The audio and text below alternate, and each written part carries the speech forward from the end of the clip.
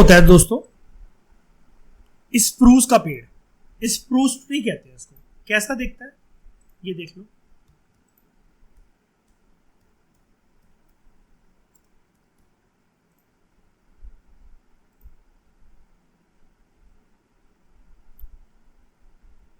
देखा तो होगा ही पक्का कहीं ना कहीं, जिसके जैसे ये नहीं लगे रहते हैं जिसपे ये चिपक से भी जाते हैं स्वेटर वेटर पे, पक्का देखा होगा ये, है ना। ये है स्प्रूस ट्री।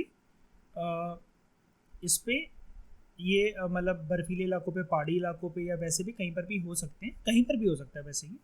जनरली हम लोग यहाँ पर इसका हैबिटेट डिस्कस करने नहीं बैठे, मैं इसका सिर्फ थोपड़ा दिखाकर कुछ और समझाना चाह रहा हूँ। पहले इसका एक बारी थोपड़ा देख लेते हैं, कोई इमेज मिलने तो अच्छी। ये ठीक है, ये देख लिया। इसको जूम करके अगर देख लें थोड़ा सा इसकी पत्ती को, तो ये है, ये सही फोटो है ये, ठीक है। स्प्रूस के पेड़ की हाइट मान लो इतनी है, इतनी, ये इसकी हाइट है, ठीक है। 2-3 प्रकार की चिड़िया होती हैं। अब ऐसा क्यों है भाई, ये मत पूछना मुझसे, ये मुझे भी नहीं पता। कुछ चिड़िया कहती है कि हम जमीन से सिर्फ इस लेवल तक जाएंगे, कुछ चिड़िया ये कहती है मुझे तो ऊंचाइयां पसंद है, तो वो इस लेवल तक जाती हैं यहाँ पर घोंसला वोसला बनाने। पहली वाली चिड़िया यहाँ तक, दूसरी वाली यहाँ तक, तीसरी वाली कहती है तुम लोग मुझसे छोटे ही रहोगे, मुझे तो टॉप पे बैठना पसंद है, तो वो यहाँ तक जाकर अपना घोंसला वोसला बनाने का इंतजाम करती है, फिर इस पर फीड करती है इसके जो छोटे छोटे पाइन्स होते हैं इस पर, इनको खाने के लिए। ये कुछ भी रीज़न हो सकता है, साइकोलॉजी को समझने की कोशिश करो बस, ये ठीक है। इनको यही खाना था, लेकिन किसी को ये नीचे वाले खाने थे, किसी को बीच वाले खाने थे, किसी को ऊपर वाले खाने थे। ऐसा क्यों? ऐसा इसलिए बिकॉज उनकी मर्जी, ये उनका नीश है, उनका प्रोफेशन। कुछ लोग ऐसे हैं कि मुझे भैया 50,000 पर मंथ की नौकरी मिल जाए, मैं उसमें खुश हूँ, चाहे प्राइवेट हो चाहे गवर्नमेंट हो, मुझे फर्क नहीं पड़ता, 50,000 बोल देना। कई लोग हैं मुझे 1 लाख पर मंथ की नौकरी मिल जाए, मोर देन सेटिस्फाइड। कई लोग हैं 10 लाख डेली आने के बाद भी सेटिस्फाइड नहीं हो पाते। ये चीज़ है लाइफ में। कुछ लोग दुआ करते हैं कि मुझे कि स्कूटी एक बाइक यार मतलब मिल जाए यार, मतलब बहुत हो गया लाइफ में आज तक कभी यार गाड़ी वाड़ी और ये स्कूटी वगैरह अपनी पर्सनल नहीं ली है, उनके लिए जब वो बहुत बड़ी बात है।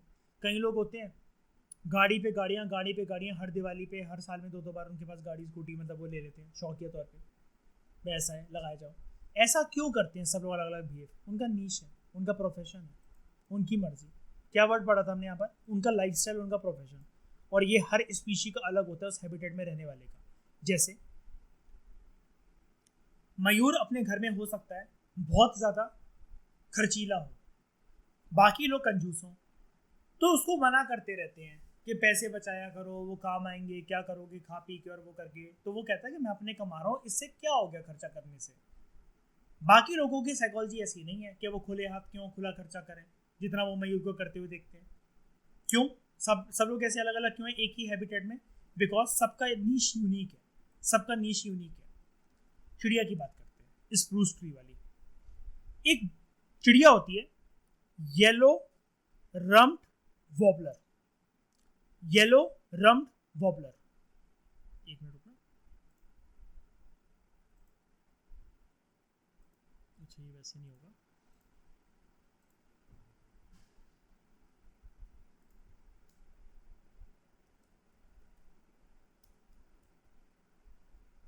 ये चिड़िया बहुत प्यारी सी है।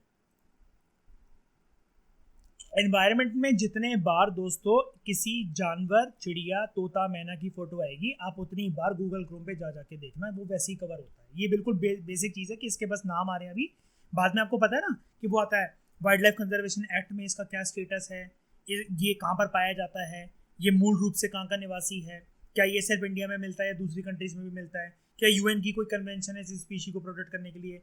ये बेस यहीं से शुरू होगा जब चिड़िया, तोता, मैना, क्रोकोडाइल, घड़ियाल, शेर, चीते, बतख, लंगूर, जिराफ, हाथी, ये सब कुछ दिमाग में बसे होंगे अलग अलग उनकी फोटो, ठीक है। तो ये क्या है, ये आपने देखा येलो रम्ड वॉबलर, ये रही, ठीक है, ये रही प्यारी सी चिड़िया।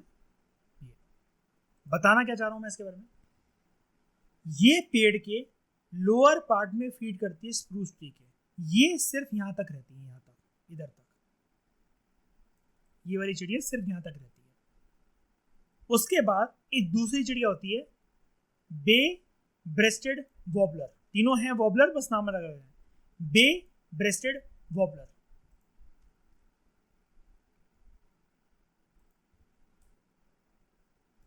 बे ब्रेस्टेड वॉबलर, ये देख रहे स्प्रूस ट्री के ऊपर बैठी हुई है,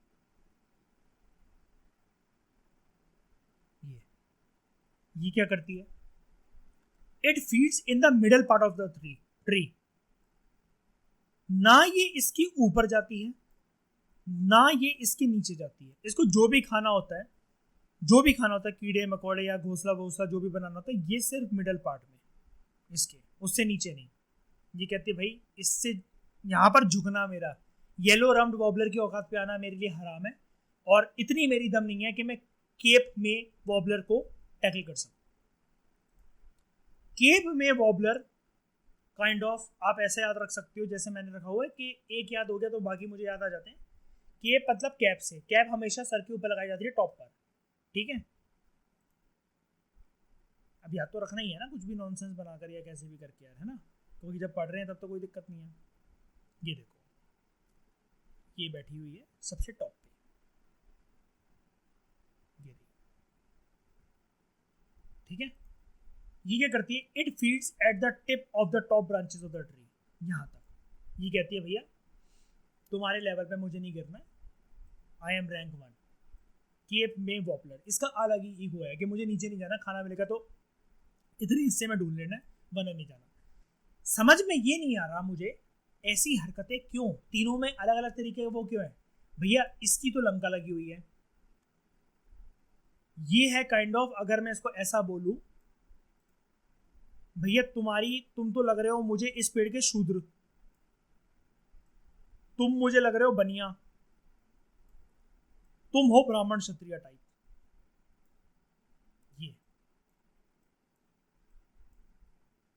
ये काइंड ऑफ इन्होंने क्या बना दिया पेड़ का,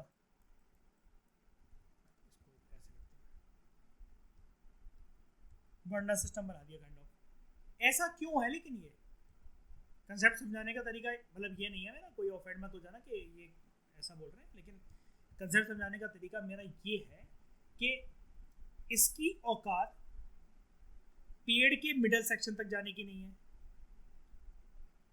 इसमें क्या है कि थोड़ी सी अकड़ तो है, ये इसको तो मतलब इसके नीचे तो नहीं जाती, कहती है तेरे लेवल पे कभी नहीं गिरना, लेकिन इसके ऊपर नहीं जा सकती, इसको डर है बे ब्रेस्टेड वॉबलर को। और केप में वॉबलर कहती है भैया टॉप मेरा है, बच्चों आने की सोचना भी मत वहां पर, ये फ्लोर मेरा है, जब मुझे आना होगा तब मैं आऊंगी, तुम यहाँ पर आने की सोचना भी मत। ऐसा इस प्रकार का ईगो घमंड क्यों, बिकॉज तीनों का प्रोफेशन अलग है, एक शूद्र है, एक वैश्य है, एक ब्राह्मण क्षत्रिय है। पॉइंट यहाँ पर क्या है, उनका नीश अलग है। बताओ समझ में आया, इसको यूज कर लेना इस एग्जांपल को, इसलिए मैंने इतना टाइम लगाया यहाँ पर। आंसर राइटिंग में यूज कर लेना, क्योंकि एमपीपीएससी यूपीपीएससी जैसे मेंस के पेपरों में आता है ये क्वेश्चन जैसे कि define niche, how it is different from ecological habitat, give examples. अब बैठे थोड़ी ना कि पेपर के अंदर की याद ही नहीं आ रहा यार, कुछ पढ़ा तो था ऐसा करके, ये आपको हेल्प कर देगा। एक पेड़ बना देना ऐसे ही रफली, ऐसे ऐसे करके एक पेड़ बना देना, ये क्रिसमस ट्री की तरह, यहाँ पर ऐसा करके यहाँ लिख देना कि ये है स्प्रूस ट्री, और फिर तीनों वॉबलर के, वॉबलर 1 वॉबलर 2 वॉबलर 3 के नाम के, ये वाला जो है ये सिर्फ इतने सेक्शन में फीड करता है, ये वाला सिर्फ इतने, और ये वाला सिर्फ इतने, बस आपको पूरे नंबर मिल जाएंगे। ये जो बर्ड है ना, ये स्पीशी तो एक ही है, मतलब काइंड ऑफ है ना, वॉबलर वॉबलर वॉबलर, बस इनका क्या है, ये ऑर्गेनिज्म और पॉपुलेशन अलग अलग है। यार घर में कुछ लोग होते हैं दबंग, कुछ लोग होते हैं छोड़ो क्या करना, लड़ाई झगड़ा करके पीसफुल उनको रहना पसंद होता है, पूजा पाठ और मेडिटेशन उन्होंने करी, छोड़ो यार मुझे जोर जोर की नहीं बोलने की आदत है। कुछ लोग हो जाए, हल्की सी बात हो गई, घर के आगे किसी ने स्कूटी लगा दी तो भैया मार काटने को तैयार है इतनी सी बात पे। वही वाली बात है कि घर का परिवार के 12-13 सदस्य, सबका व्यवहार अलग अलग है। यही वॉबलर के साथ है। ये थोड़ा सा फट्टू है, ये थोड़ा सा मिडल पाथ में रहता है कि ठीक है यार चलो, बहुत ज़्यादा ऊपर भी नहीं उड़ना, बहुत ज़्यादा नीचे भी नहीं गिरना है ये, लेकिन इसको पसंद नहीं है, इसका अलग ईगो है केप में वॉबलर का। हर स्पीशी का नाम जब भी आएगा याद रखना, तो गूगल क्रोम से जा जाके ओरिजिनल फोटो देखते रहना उसकी। तो एक साल के अंदर करंट अफेयर के अंदर जितनी स्पीशीज होंगी प्लस स्टैटिक इस बुक में या फिर एक दो सोर्सेज के अंदर और जो स्पीशीज होंगी, आपका कंप्लीट हो जाएगा। कुछ दिक्कत नहीं आएगी आपको। चलो एक क्वेश्चन देखते हैं। क्वेश्चन क्या है? क्वेश्चन है which one of the following terms describes not only the physical space occupied by organism but also its functional role in the community of organisms. क्या है इसका आंसर? सिर्फ उसका फिजिकल स्पेस डिफाइन नहीं करता, बल्कि उसका फंक्शनल रोल भी डिफाइन करता है। जहां ये वर्ड आ गया फंक्शनल रोल, तो क्या होना चाहिए आंसर? इकोलॉजिकल नीश। तो जो इसने जो टर्म्स यूज कर रखे हैं भैया, ये क्या टर्म है? इसने क्वेश्चंस के थ्रू मतलब आपको ये समझाने की, 3 और कंसेप्ट समझाने की कोशिश करी है। Ecotone, what is this ecotone? Zone of transition between two ecosystems. यानी कि ऐसा मान लो, इसको कैसे डिफाइन करोगे? हाँ, बेसिक तरीके से एक बात बता रहा हूं, पहले समझने की कोशिश करना। Zone of transition between two ecosystems,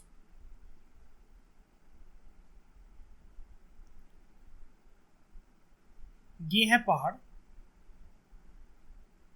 ठीक है, और ये है साइड में प्लेन रीजन।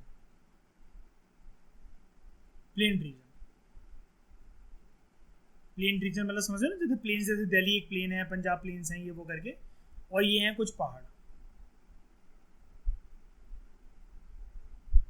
अंकिता अपने हस्बैंड के साथ हनीमून पे जा रही है। वो रहती है पंजाब में। ये लोग यहां से जा रहे हैं रोहतांग पास। ये सुपर एक्साइटेड, मैडम अपना एक लोअर एक टी शर्ट डाल के हस्बैंड से, चलो जी हनीमून पे चलते हैं। उसने बोला बावली मत बन, बहुत ठंड होगी वहां पे, कपड़े तो रख लो सर्दियों वाले। अरे बेबी कैसी बातें करते हो यार, जून चल रहा है, इतनी गर्मी है यहाँ पे, क्यों रख लूं मैं ठंडे कपड़े? उसने बोला तुम रख लो। गाड़ी चली, थोड़ा ही जैसे प्लेन रीजन से ऊपर पहाड़ों पे आए, इसकी कपकपी छूटने लगी। इन्होंने गाड़ी साइड में लगाई, अपनी अटैची खोली, और फिर अंकिता को जैकेट पहनाई गई। तो हस्बैंड बोलता है, आप समझ में आया पगली, क्यों बोल रहा था मैं तेरे को? वैसे कहती हूँ यूपीएससी की तैयारी कर रही हूँ। तो ये क्या हुआ? अंकिता जैसी पंजाब से पहाड़ों की चढ़ाई चढ़ने लगी, तो ये वाला जो प्लेन रीजन से माउंटेनियस रीजन जो स्टार्ट हो गया, this is zone of transition. दो इकोसिस्टम यहां पर, क्या? Plain plus mountains. ऐसे ही यहां पे ऐसे मान लो ग्रासलैंड्स हैं और कुछ मैनग्रोव्स हैं। सिर्फ दिखा देता हूं, ग्रासलैंड तो आपको पता है, मैनग्रोव्स दिखाने हैं। एक बार ग्रासलैंड भी दिखाई देता हूं मैं आपको। दिस इज ग्रासलैंड, देख रहे हो, जिराफ भाई साहब खड़े हुए हैं। This is grassland. यहाँ हॉर्स भी होगा पक्का कहीं ना कहीं, शायद से कोई फोटो मिल जाए तो। ज़ेब्रा है जैसे यहाँ पर, ये रहते हैं देखो हॉर्स वगैरह, ये हाँ एंटीलोप ही है।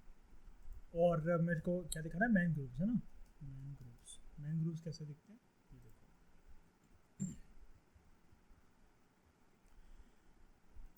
जिनके रूट्स पूरी तरीके से पानी में नहीं जाते हैं, कुछ इस प्रकार के पेड़ों को हम लोग नाम देते हैं मैनग्रोव्स।